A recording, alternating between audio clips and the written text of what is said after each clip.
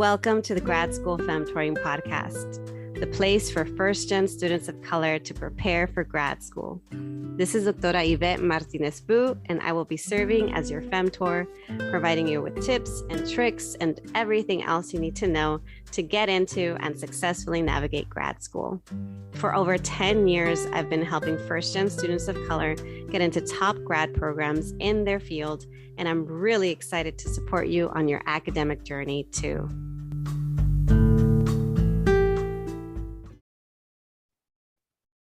All right, welcome everyone. Today we have another awesome guest speaker. I'm really excited because I feel like it's about time that I've had this person on the podcast. We have Dr. Ces'Ari Garcia-Del Muro, who's going to be talking to us all about preparing academic writing. And I'm excited because I feel like some of the work that we do is very parallel. And so when I, on social media, sometimes I see you, like we're in like similar kind of spaces, and I think it's important for the folks who listen to this podcast to, if they haven't been introduced to you, to get to know you, your work, and your expertise in specifically academic writing, among, I'm sure, many other topics. So we'll get started with me reading your bio. Dr. Ces'Ari Garcia-Del Muro is co-founder of Latinx Education Coach, a business that serves first-generation people of color with writing, academic, and professional skill development through workshops, coaching, and editing services. She is a multi-generational Latina of Mexican and Native American descent. As an LA County native, she was raised in Baldwin Park, California. I know that area. I used to live in Inglewood, by the way. So, she was raised in Baldwin Park by a working class family. Dr. Del Muro is a first-generation high school and university graduate. UC Irvine Anteater, Arizona State University Sun Devil, and a UCLA Bruin. Woo, woo. So we're both, that's awesome. We have UCLA in common. And then just to wrap things up, Dr. Del Muro's experience includes teaching English to 6th, 7th, 9th, 11th, and 12th graders. She has experience with English language development, English as a second language. Given her struggles with mastering English as a native speaker and seeing friends, family, and students struggle too, Dr. Del Muro knows how important it is to have an instructor who behaves more like a coach, providing constructive, clear feedback. I can't agree more. So welcome to the podcast, Dr. Del Muro, or Doctora.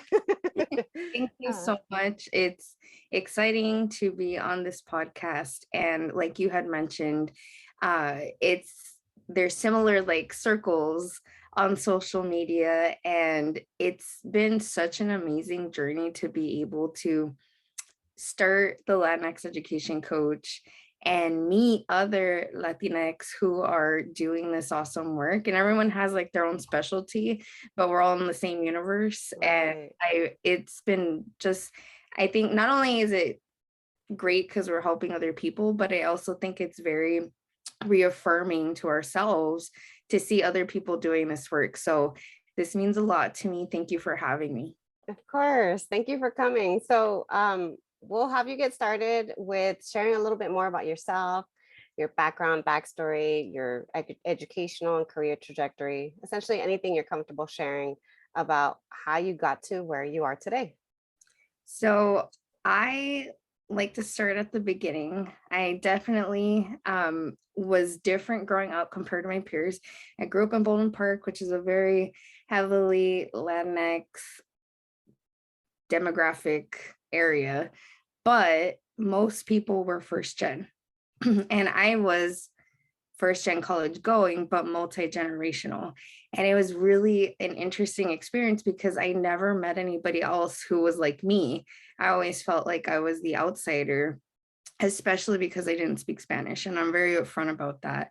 I have attempted to learn it, but it just does not come as easily. I still haven't given up, but I've accepted it's probably never going to just flow. It takes work. Some of us learn Spanish and it still doesn't flow.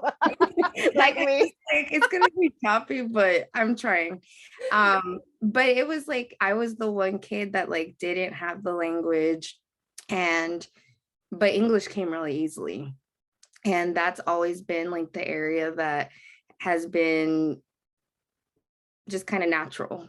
all the way up until like college. But we'll save that story till we get there. So my family was very heavily gang affiliated, and I was the only one in my family, because I was the baby of everyone, that like school was fun and exciting and I loved it. Nobody else felt that way. My mom and dad were very supportive, really were excited to see me do academically well, but didn't really know how far it was going to take me. So I definitely like think that they were like, yeah, she's going to graduate high school.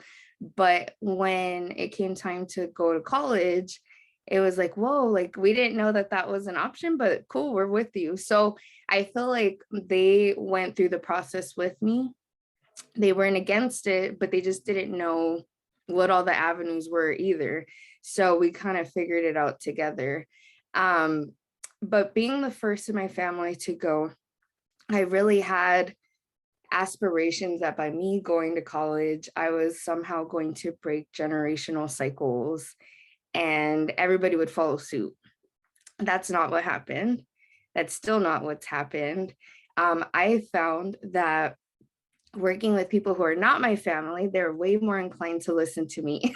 Oh my gosh, same. Sorry, you just named something that's like so true to me too. Go ahead. Sorry. Yeah, no, I mean, it's, and you know what? The reason why I bring this up is because I'm very certain that there are other people who are experiencing this, because I've engaged in many conversations, especially while coaching, where people are going through changes with their family because they have now gone to college. Typically, it doesn't have to do with them per se, but it's the way that they're being perceived now that they return back home or back to their communities. So I think that's a really important piece that people probably should talk about more, if you've experienced it, because there's other people who are struggling going through it. And it's taken a long time to realize like why it happens that way. And I'm sure everybody's family dynamics are different, but what I ended up realizing is that I needed to, if they weren't going to necessarily change, the only thing that I could change is myself. And I needed to heal for them and all the generations that came before. So I did a lot of really taking steps back to learn how to create boundaries, going and seeking therapy. And that wasn't looked, even though I'm multi-gen, it still wasn't like, oh my gosh, therapy's good. It's like, oh, like there's a stigma around it. There just is. But I realized that there's no way that I'm going to be an effective teacher or, educator in general if you don't self-care. And dealing with all the extra baggage of being a person of color who's in education, that's heavy. And it does take having that support system to get through it. So I came from humble beginnings. My dad works in construction, and he would come to school when I was little, like totally in his construction, like he does concrete, so his boots and everything. And I was always so proud of him for showing up in these spaces. And he never thought twice about it. He would just come because I asked him to be there and he was there. But as I got older, when I got into UC Irvine, I didn't realize how different the environment was going to be. Very, very, I mean, this was before UCI was a Hispanic serving institution. I could go all day long without seeing anybody who looked like me. And I definitely I got comments when I was little, like, oh my gosh, your dad, he looks like a cholo. Like, is he? I'm like, well, yeah. I mean, if he looks like one, then he probably is one. I was like, I mean, yeah, but what did you think my dad was gonna look like? Like, because they see me being studious or academic and even at times a nerd. Like, my dad doesn't look like me and he doesn't have to. And that stigma continued into college. But I think what was really important for me is I was never going to be ashamed of my family. My dad worked really hard to get me there. And, if you have a problem with it, then that's something that you need to deal with. So in that way, I would say that it was a different experience because my husband's first gen, like first gen, not So 1. like first gen in college and first gen in the Yeah. US. Okay. So like his parents were, it was a very different experience because, you know, I saw that there was like a duality with his parents because his dad had come from Mexico. He worked in the service restaurant industry. Him coming into these spaces, it was like, oh, your dad, how sweet. Where mine, because he looked the way that he did, people were like, oh, you know, like he's scary. So because of all these experiences, it's always been really, really a big part of um, what I do is to give back to the formerly incarcerated and to make sure that our Latino males Mhm. also have supports, because I've been very fortunate as a Latina to have supports, to see other Latinas. I mean, there might not be a ton of us, but there's a Mhm. significant amount where like I don't feel like I've never seen one. But whereas I see like my husband and other Latinos, there's a lot fewer representation models for them. And although I can't be a Latino male, I could at least create space for them so that they feel comfortable in my classroom, and they feel comfortable seeking support. So that's a little side thing that I always like, that they're big on my heart. And I hope that there's my goal at some point with having my husband be a part of the Latinx education coach is that he can run like male affinity groups at Nice. some point where they have someone who, you know, shares their common background. So that's the goal right now. A lot of the doctoras that I work with are just women, and that's great. I'm so excited to have them, but I'm sure that there's males and they're not like showing up for supports, and I'm like, where are they? We need to find them. Right. So that's definitely on my heart as a next step in the future. So but that's a little bit about my background. It it was an interesting, I think growing up in like the 90s, 2000s, it was just very different um, in our experience going to college, because I feel like the demographics have changed Yeah, they have. significantly. Yeah. But yeah, I talked to some sorority members at UCI recently, and they're feeling a lot of the same things that I felt. So, I mean, it's not over, it's getting Yeah. better. At least you could see other people who look like you on campus, but a lot of those same struggles are there. And that's why we're here to do the work that we do. Yeah, I was gonna say the demographics may change, but the culture sure doesn't. And white supremacy continues to be a thing even at HSIs. So yeah, it's important to have folks like us, to have more representation, to have more support. And then I'm glad that you actually mentioned kind of your experience with, the discrimination that you felt just based on the way that your father looked and wanting to support kind of formerly incarcerated individuals. I really do think there is this movement that's growing, because I worked with formerly incarcerated students when I worked for the McNair program, and I had students who were working on the underground scholars program and kind of trying to develop it into a network to develop programs across the UC and hopefully nationwide. So I think it's a thing and it's happening, and we need more of it. And I'm glad that we have folks like you and myself and just all these other folks who are willing to be there for them and to yeah, shed light on that too. So I just want to do a quick shout out to Flaco and Gilbert, two of my former students.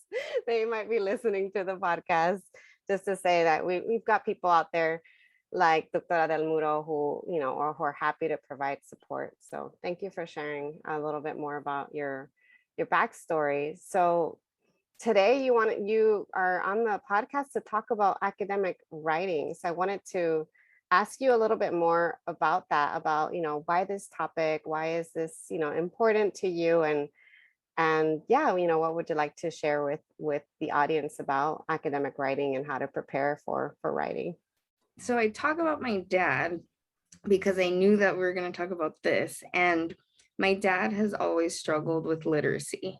A lot of the men in my family have. And to surpass your parents' literacy levels very early on is is a unique experience. It's bittersweet because it's like, hey, like you're academically achieving, but at the same time, it's like you almost feel bad because it's like, I don't want to go beyond my parents, but they end up needing you because you're able to access things that they can't because you're more literate. So after I got into teaching and really started learning more about the research on literacy rates, etc., I was very taken aback by how many people who were incarcerated had very limited literacy levels.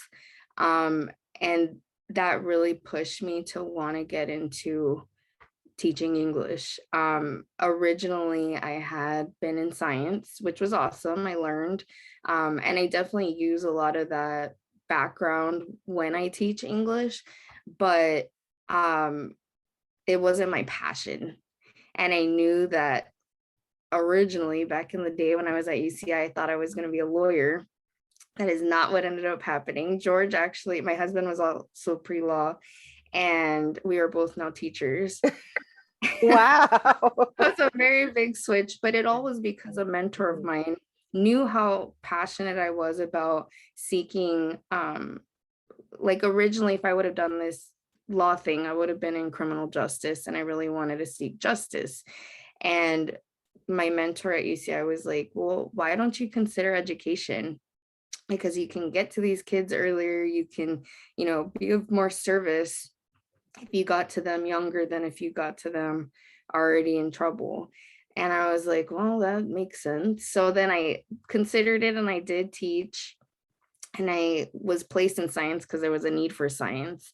And I happened to have enough credits that I qualified. I was like, so I ended up in science. But the truth is, English is where my heart was. And knowing that literacy rates are super important, that's been my passion in trying to get my students to be as strong in their reading, writing, and speaking as possible. Now, let's fast forward. I've been doing this. I've been in education for 14 years. I started at 21. It's been a long time. And now I've been able to see how critical writing is at every single step of career as well as schooling.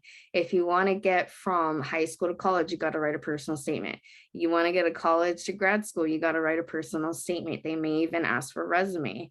You want to go beyond that, you got all these things coming, resumes, cover letters, personal statements, your master's thesis, your doctoral dissertation, all of these writings that are so critical that your future hinges on. And in my experience, going to seek support from writing centers, one, I didn't see not one person who looked like me. Same. Two, if I got help, like they would tear my paper up and I would see like, oh my gosh, it's all red, which is overwhelming. And then two, they're telling me like, for example, you're ending in a prepositional phrase. Well, what's a prepositional phrase? One, and two, how do I fix that? So you're telling me that, you're explaining what it is, but you're not telling me like, what does that actually mean and how do I fix it? And that became extremely frustrating. I felt like seeking these supports and having them do that to me just didn't get me out of the rut that I was in. And that was what I felt as an undergrad. So now, like that I'm much older, it's like, yeah, because they didn't teach it. They're not going to teach you how to do these things. They're not going to actually fill the holes in your knowledge. They're just going to say what it is. And it's up to you to either one, go teach yourself, or two, go back to like a remedial class or something like that. And who has time for that? Sometimes you just need someone who's going to help get you unstuck and show you how to do that. So that's where the idea of the Latinx education coach came through. I was like, you know what? One, I know that more people need to have access to someone who looks like them and potentially shares their background, who knows how to write, that can give them editing services, but not only editing services, if they need like actual coaching, like let me show you how to make your writing better, I could do that as well. We started a year ago. At first I was like, you know what, even if one person comes, at least we help somebody. And I was very surprised when we opened up that we would have such a following very early. Like in 1 year, I've had clients every week, and it's been really amazing to see, like, wow, like we were really needed. And people who I've met, like, it's definitely not a transaction type relationship. It's we've actually get to know them and see them do whatever it is that they're trying to do. So if they're applying to grad school, they'll follow up with, hey, we got in, or whatever. And if they're like applying for the job, same thing. We're building these relationships, and I hope that it's not just like, hey, Dr. Del Muro edited for me, but also like, I know how to fix this big issue in my writing so I can be stronger. It's that whole idea of like teaching someone how to fish versus just giving them the bread, or giving them the fish. I'm mixing up two parables. Like, you know what I mean? Like we gotta I got you. know what to do. But yeah, it's been so, like, now the Latinx education coach not only does editing services, but we provide workshops. We recently did a 3-day seminar collaborating with Theta Paz Counseling and a bunch of other really amazing Latinx mental health and academic leaders that are on social media, to host this What I Wish I Knew During College seminar. And that was awesome. We've done an in-person retreat, and they've all been awesome experiences. And we've had, like, luckily 3 partner organizations reach out that want to partner with us for this upcoming year. And it just feels like a really big blessing and affirmation that, like, we're definitely needed. Because I don't know how many times I've sat in a meeting and have listened to someone teach me something where I'm like, one, you're not even of that background. 2, like, I don't really understand how you know this better than I do when I lived it. Like, we could be up there giving this presentation. Right. We could be up there leading. And that always bugged me, like, as a teacher, like, oh, I was like, these workshops should be like hosted by ourselves. So I'm like, well, I can't just say that, we have to be about it. So that's hopefully what we're able to do with the Latinx education coach, be able to take up the spaces that should be coming from people who have that background knowledge, who have that experience.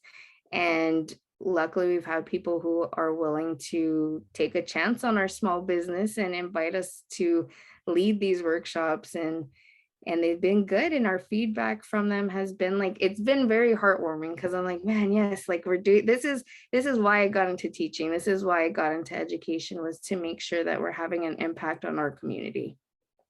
That's really awesome. It just reminds me of also similarly, like that's why I do what I do with, the academic coaching, with doing workshops and talks. It's the connections that you make with people. It's the feedback that you get. It's the way that I feel like I always get a high off of every opportunity. And it's like, not only are you giving back, but they're like giving so much to you as well. So that's really awesome that it's been a year and already you've seen kind of so much growth, and that it continues to be a need. And like you, I've had similar experiences where I've gone to things, I'm like, you don't look like me, you don't talk like me, you don't explain what you mean. I'm going home and Googling things instead. And just out of that frustration of constantly having to look things up myself, not understanding acronyms, not just feeling like they spoke another language, even though they were speaking English. Out of that frustration, kind of wanting to start the podcast, wanting to demystify a lot of things about higher ed, about academia that I didn't come easy to me. So I think we share in that kind of frustration, which has led to our projects and businesses. So one thing I want to mention is that this podcast episode is coming out the week of Christmas Eve, and I know that some folks might not be able to take a full winter break. They might have grad school ops that they have to finish, a thesis or dissertation that they're still working on.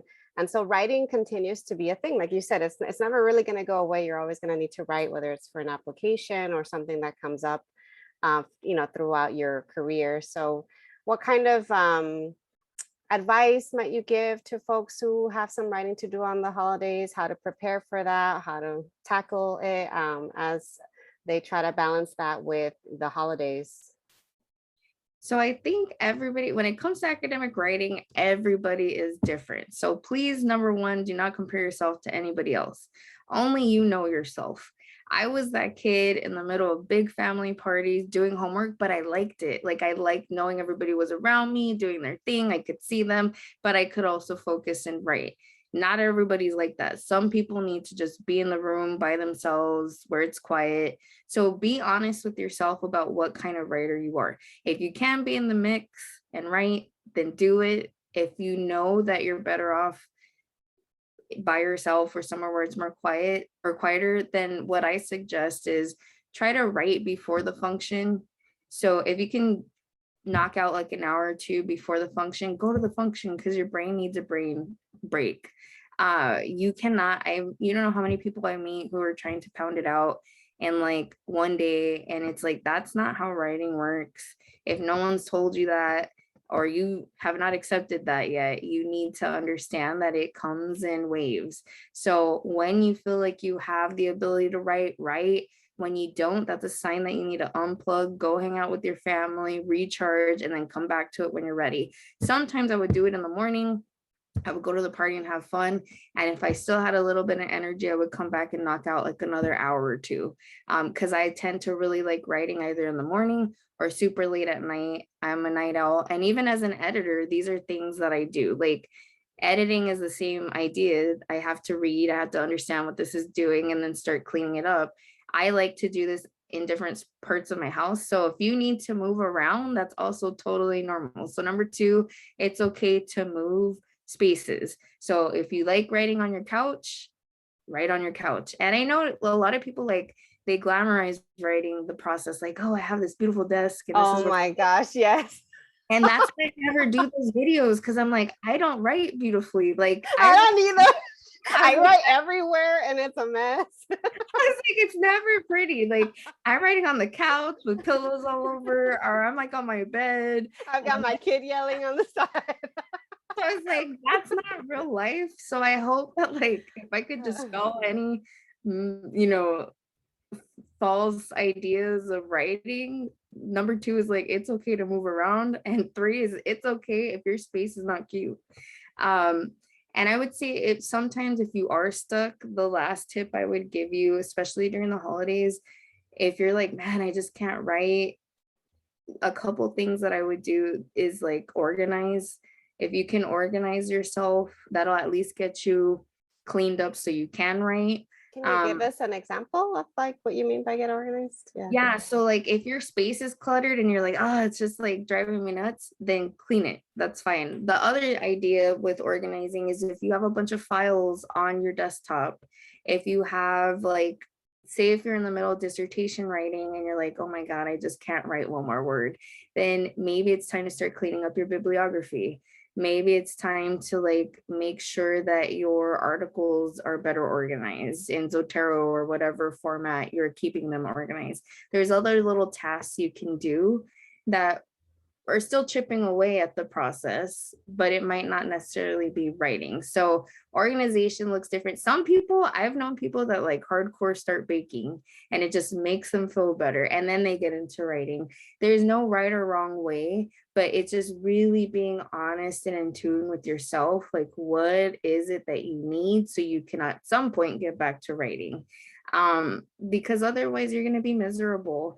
And writing shouldn't be, I mean, yes, there are moments when it's like you just have to do it, but for the most part, especially for my dissertation and master's thesis people listening, it's a long journey, so you cannot make it miserable. You will be unhappy for a really long time. So things that make it a little happier, making sure you go to those family functions. I never missed one while I was writing my doctoral dissertation, but that meant that I planned for that. So I would say, okay, well, that's your treat. I'm going to write these days, and then that's my fun time and I'm free. And I just knew that my brain couldn't handle going any harder than that. That's too much. It's just physically, mentally, and emotionally not healthy. You need to make sure that you're interacting with other people and aren't isolating. So I hope that that helps. over the holidays. If your heart's like just needing family or needing friends or those connections, please connect with them, because the writing will be there when you're done. And at least if you nourish your soul, you'll come back to it in a better spirit. Those are really great words of advice, which actually leads me to the second to last question. We're getting ready to wrap up. Is, what other kind of tips or advice or words of wisdom would you want to share with any of my listeners who they're predominantly in undergrad or in grad school? So in undergrad, thinking about going to grad school, or in grad school, trying to wrap up their master's, or continue on with their PhD programs. If writing is an area that you would like to get stronger in, the tips of advice that I would give you that I used, and mind you, this was without going to a writing center because I just didn't feel like that was going to meet my need. I actually started voluntarily writing for a blog. So back in the day, it was called Being Latino Blog. I think they've now changed their name.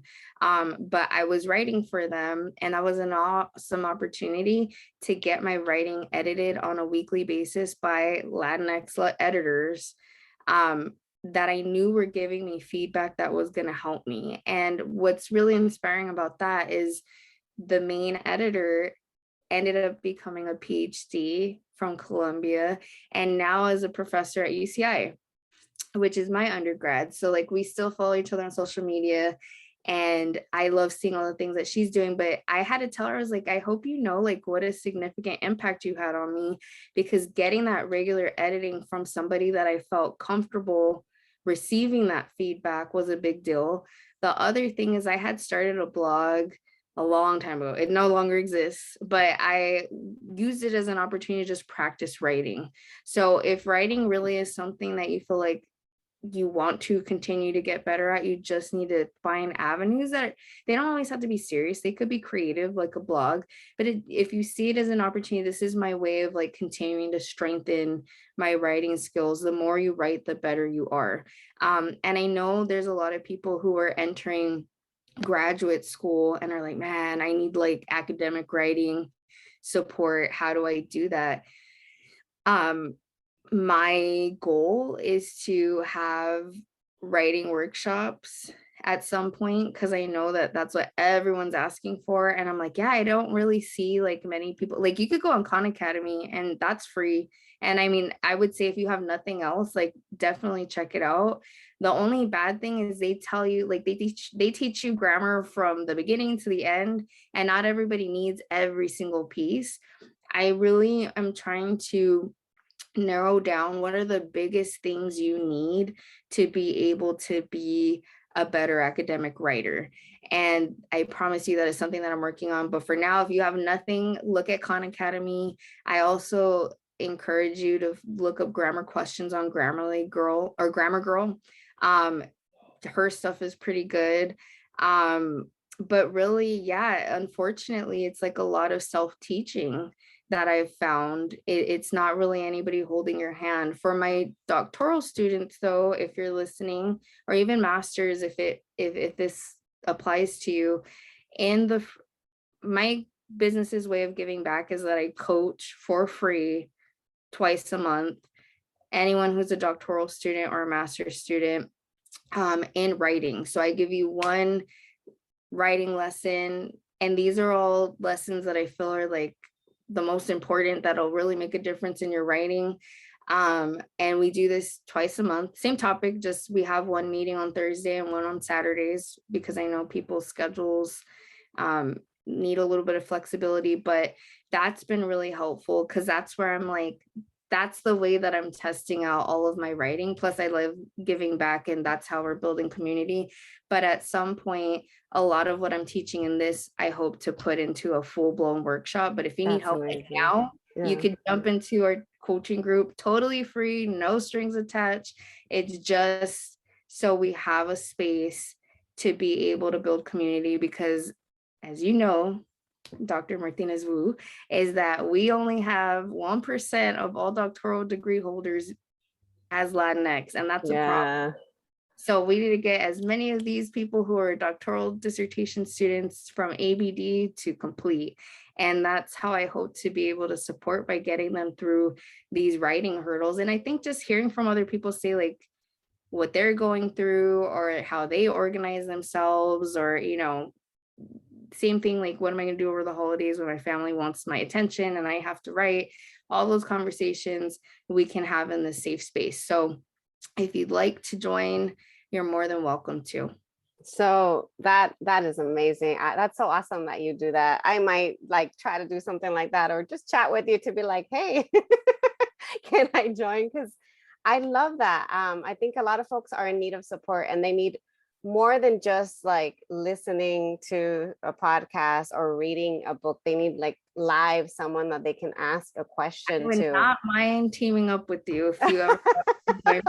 No, it's like I actually didn't know as much about your coaching. I think I was familiar, but I didn't know that was what you focus on, and that's what a lot of folks come to me for. It's so funny. Like, it's not something that I'm really like actively doing kind of marketing or outreach for, but a lot of folks come to me for academic coaching on their writing. Like, they need someone to show them how to do the things. They need someone to teach them the rules, and not just say this is this, this is this, and they need someone to support them and tell them what they're doing right too. So it's just nice to have some, because in my background, I have a bachelor's in English literature. My PhD is in theater, so I'm a humanist. So I've been doing writing. I worked, at a scholarship center helping people with their essays, and just have been really committed to helping people with their writing. So I think we have a lot in common, and I would love to include your links. So, the links to how to sign up for your free coaching sessions, any of the other resources that you shared, like Grammar Girl, like Khan Academy, so that folks who are, really interested in strengthening their writing. I think it's a skill that's going to be with you for the rest of your life. Like, I don't regret getting my, degrees in the humanities, because I feel like it just keeps kind of coming back, and helping me with every stage of my kind of career transitions. And I know for you too, because you're teaching English actually, and in high school, and then you're doing the workshops, and then you've got your business. So you've got a lot. Yes, and I have a baby. She's 7 months. She just turned 7 months. Wait, yeah.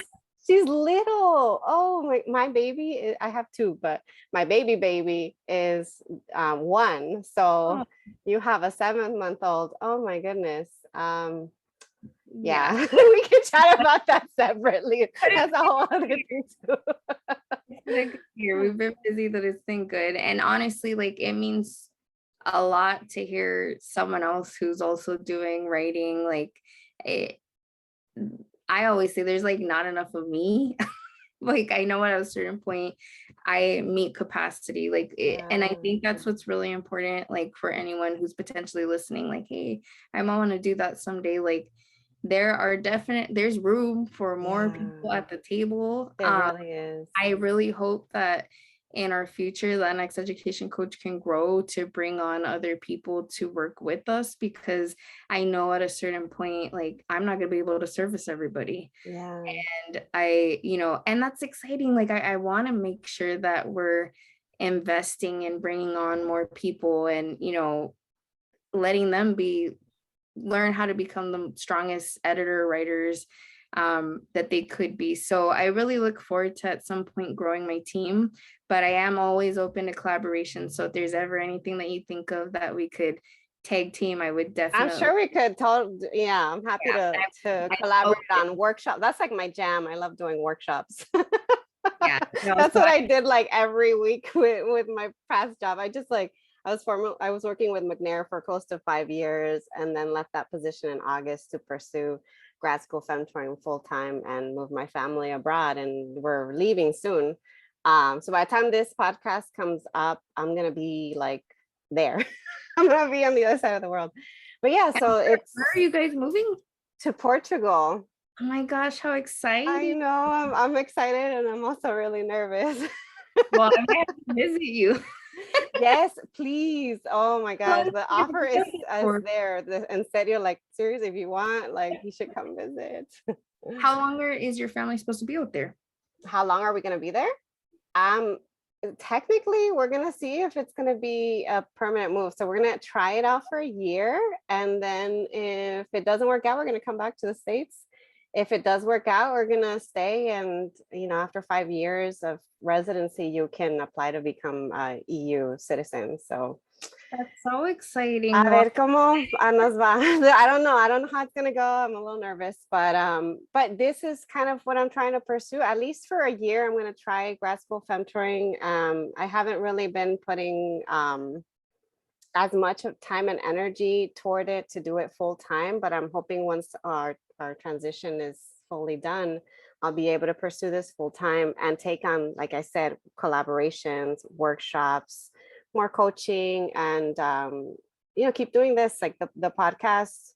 I've got a blog that's new, so just the more I can kind of expand and collaborate with others, the goal is to support as many people as possible without depleting myself. Yeah, no, for sure. I'm very excited for you. I actually had taken an ancestry test and it said that I was like 16% Portuguese. No way. Yeah, like, okay. Most of us have like indigenous and Spanish blood, but you're not Portuguese. Yeah, but I have like, I'm literally half native and half Spanish Portuguese. And I was like, where's that Portuguese? But it was like significant. I was like, oh my gosh, now I gotta go to Portugal and see what it's all about. Wow. So that'll be so now you have to. Yes. Now that I know this, I'm gonna be like, come visit your ancestor. I know. I'm like, well, this is exciting. Thank you so much. And one more thing. Oh, yeah. We're getting close to wrapping up. I don't want people to miss this. So if folks really kind of want to connect with you and resonated with what you shared, how can they be in touch? So any social media handles you'd like to share? Yes. So if you would like to be in touch, definitely follow my Instagram. It's at Latinx Education _coach. So it's like literally this, just with an ad in front of it. And then on Facebook, same thing. It's Latinx Education Coach. And we do have a website. It's getting revamped, but it's still there. Like the information's all there, but we're getting a prettier one. But for now, it's www.latinxedcoach.com. So yeah, there's definitely multiple ways to connect with us. But following our Instagram and Facebook, you'll be able to see like what workshops we're providing, all that good stuff. Not gonna lie, I took a break this month from workshops because we just threw that really big 3-day seminar. But we're still open to coaching and editing, just taking a little pause on the workshops till I can get a little more time to plan the next one. So understandable. Yeah. You don't want to deplete yourself for family, for yourself. And I like to model that on social media. Like I do a lot, but when I got to cut back, we got to cut back. It's just what it is. And I think being honest about that is helpful for other people who are like, how do I, like, you just got to do it. Mm-hmm. Yeah. And I love that you said that it's not just you taking a break, it's also modeling it for others. So I think that's important too, as I try to take it easy this last month too, and hopefully revamp things also coming in the new year. So I will include your social media handles and your website on the show notes for sure. So it's been a lot of fun chatting with you. Well, now we know we have all this in common. So I definitely look forward to keeping in touch. And I am excited to see what Grad School Femtoring continues to do. I mean, you're definitely needed. I'm still trying to figure it out. I wish I would have had that resource as I was going through the dissertation process. But I also all of us taking these spaces on social media to highlight academics in our community, I think is just so important. Like it's good to see a bunch of faces doing this. It's encouraging, and I think it really changes the narrative about what academics look like. Like we all are academics. There's not one look, and we have different personalities, different interests, different backgrounds. We could all potentially be Latinx, but it doesn't mean that we've had the exact same experience. Right. But yet we have so much in common. So we definitely look forward to continuing getting to know each other better, and hopefully, I'll see you in Portugal. Hey, you said it. You said it. All right. Thank you so much. All right. Bye.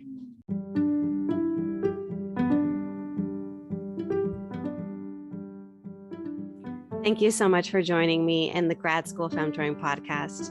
If you liked what you heard, please leave me a review on Apple Podcasts or email me your review at gradschoolfemtoring@gmail.com. You can also show your support by going to gradschoolfemtoring.com and joining my mailing list, where you'll receive weekly tips, podcast and blog updates, as well as discounts for my digital downloads, online courses, and much more. One last thing. Don't forget to follow me on Instagram, Facebook, LinkedIn, and Twitter. Until next time.